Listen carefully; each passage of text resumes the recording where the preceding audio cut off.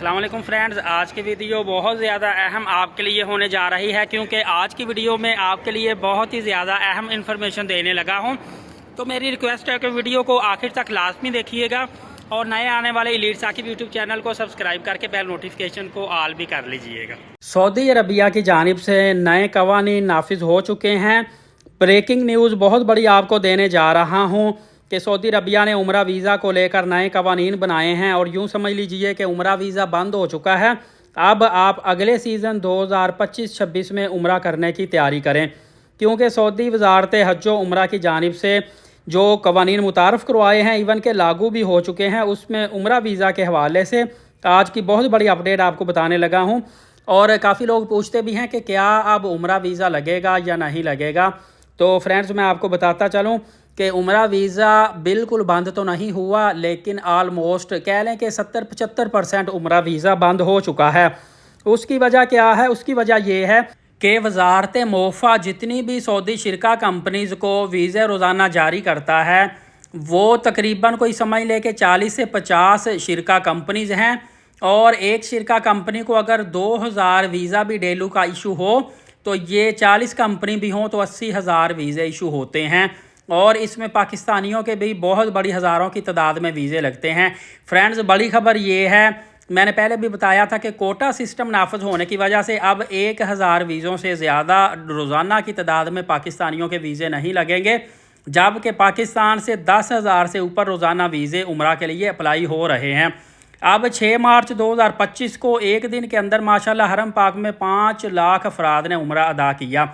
अब अगर quota system नहीं आता तो मुझे बताएं कि लाखों की तादाद में जो उम्रा ज़ायरीन हरम में पहुंचेंगे उनको मैनेज कैसे किया जाएगा, उनके लिए इतनी वसी और इस जगह कहां से आएगी और उनके लिए इतने इंतजामात करने भी मुश्किल होंगे। गो कि सऊदी अरबिया ने बहुत अहसन इकदाम किया हुआ है, लेकिन एक लिमिटेड स्ट्रेंथ होती है कि इससे ज़्यादा लोग जो हैं इनकी गुंजाइश नहीं होती।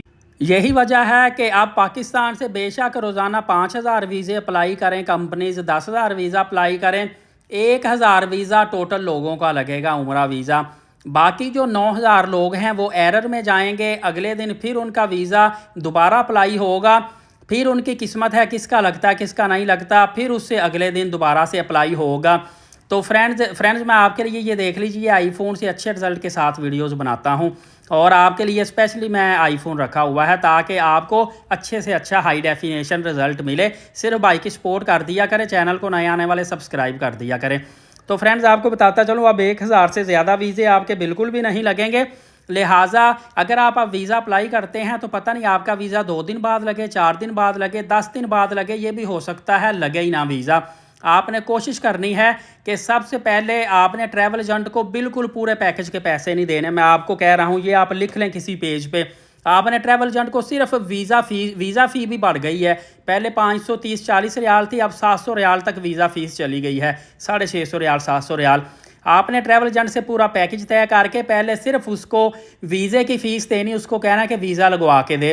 जब वो वीज़ा लगवा लेगा फिर आप टेंशन फ्री हैं। फिर आपने होटल की बुकिंग भी ले लेनी है क्योंकि होटल बुकिंग भी आजकल नॉन रिफंडेबल हो रही है और आपने फिर एयरलाइन टिकट भी करवा लेनी है, उस पर टिकट पे सस्ती महंगी बहस भी कर लें। सबसे बड़ा जो चैलेंज इस वक्त बना हुआ है वो सिर्फ और सिर्फ उम्रा वीज़ा है। ये अगर ना लगा, आपने पहले टिकट करवा ली, हो सकता है आप हफ्ता बाद की टिकट करवाएं, हफ्ते में आपका वीज़ा ही ना लगेगा तो आप क्या करेंगे फिर? तो ये बहुत बड़ा नुकसान लोगों का हो रहा है क्योंकि नॉन रिफंडेबल होटल और टिकटें बुक करवा रहे हैं, वीज़े अभी तक लगते नहीं है, फिर लाखों रुपए इनका ज़ाया हो जाता है, 3-3.5 लाख का पैकेज इनका ज़ाया हो जाता है। फिर ये सर पकड़ के बैठ जाते हैं कि अब हमारे साथ हुआ क्या है। तो मैं आपको फिर एक दफ़ा से रिपीट करूँगा कि ट्रैवल एजेंट से पूरा पैकेज तय कर लें, उसके बाद सिर्फ उसको पूरे पैसे देने के बजाय वीज़ा टिकट के पैसे, वीज़े के पैसे दें। उसे कहें मेरा पहले वीज़ा लगवा के दे, उसके बाद मैं बाकी के पैसे आपको दूंगा। जैसे आपका वीज़ा आ जाता है वेरीफाई कर लें वीज़ा आपको मिल गया है, उसके बाद आप टिकट करवाएं, होटल करवाएं, कोई मसला नहीं है। बाकी अल्लाह ताला से मेरी दुआ है कि मेरे सब्सक्राइबर्स स्पेशली और व्यूवर्स को अल्लाह ताला बार बार बादब उम्रा की सादत नसीब फरमाए क्योंकि दूसरा मसला जो परेशानी आजकल एयरपोर्टों पे बना हुआ है, छोटे छोटे मसले पे ये लोग ऑफलोड कर रहे हैं क्योंकि इसमें कुछ लोग ख़राबियाँ भी पैदा करते हैं जिनको रियल में ऑफलोड किया जाता है क्योंकि रमज़ान मुबारक में लोग सदक़े ज़कात खैरात अतियात ज़्यादा करते हैं تو انڈین پاکستانی بنگلہ دیشیوں کی ایک بڑی تعداد جو ہے وہ بھیک مانگنے کے لیے بھی سعودی عربیہ عمرہ ویزا کے بیس میں چلی جاتی ہے۔ تو دعا ہے اللہ تعالیٰ باقی جو ریئل میں جا رہے ہیں، اچھی نیت سے جا رہے ہیں، ثواب کی نیت سے جا رہے ہیں، ان کی حفاظت فرمائے۔